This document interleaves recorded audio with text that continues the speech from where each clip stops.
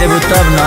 अच्छा। आसमान से उतरल बारू तब का धरती पहाई का करलू जब माथवा पट्टी का करलू ए जानी चान के भी फीका करलू जब माथवा पट्टी का करलू जानी चान के भी फीका करलू। ऐसा का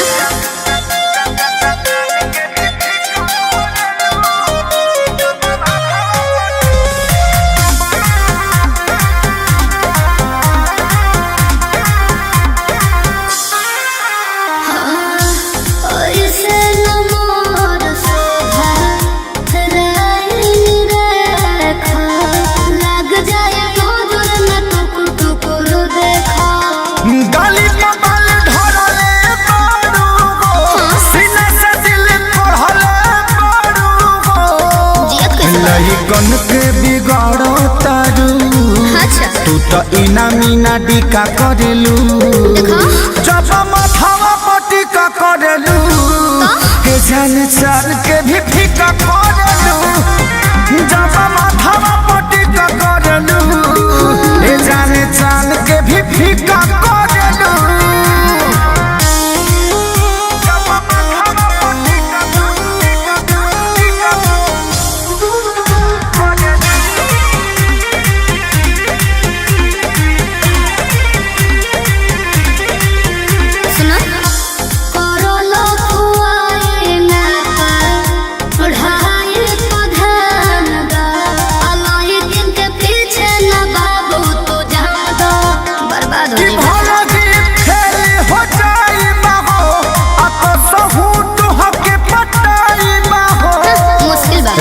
तोहर में लागल बानी पागल करे के तरीका करलू जब माथवा पट्टी का करलू के जानी चान के भी फीका करलू जब माथवा पट्टी का करलू ए जाने चान के